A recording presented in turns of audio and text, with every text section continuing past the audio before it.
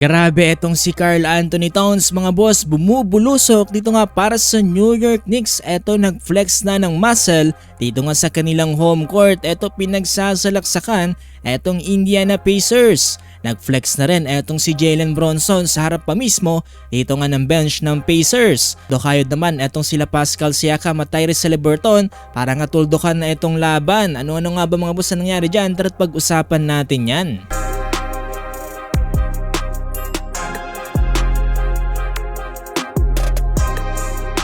Ito na mga boss ang pinakahinihintay, ang natitirang laban dito nga sa Eastern Conference. Ito Indiana Pacers kontra nga dito sa New York Knicks. Or die na ngayon dito nga para sa New York Knicks dahil ngayon ay nasa 3-1 standing na.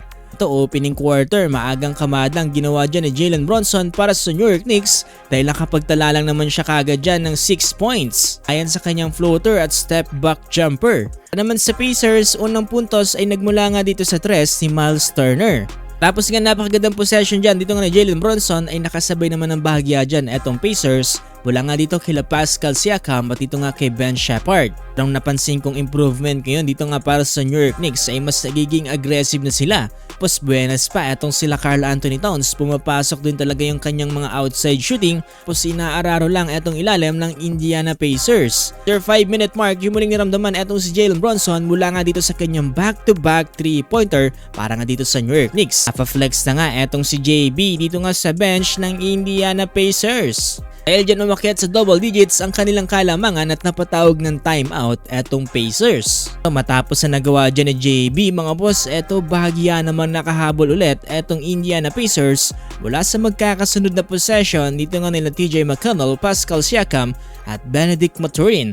Natapos ang first quarter, lamang pa rin naman dyan ng Knicks 27-23. Pero ito talaga sa second quarter, etong si Karl Anthony Towns ay unti-unti na nga naghahalimaw dito nga para sa New York Knicks. Itong Karl Anthony Towns yung kinakailangan ngayon ng Knicks mga boss, talagang sumasalubsob sa ilalim at maski itong si Pascal Siakam hindi mapigilan, nagpa-flex na nga dito nga sa mga Knicks fans. Tapos ang kanya naging end one driving layup. Sabayan pa siya dyan dito nga ng outside shooting dito nga nila McBride, Josh Hart at dito nga ni Shamet. Tuwa mga boss etong mga Knicks fans dahil sa kanilang magandang momentum. Pero ito pang matindi dyan mga boss no, under 5-minute mark, same play ang ginawa dyan ni Karl Anthony Towns pero sa pagkakataon na to kay Miles Turner niya naman ginawa at end one play ulit yan.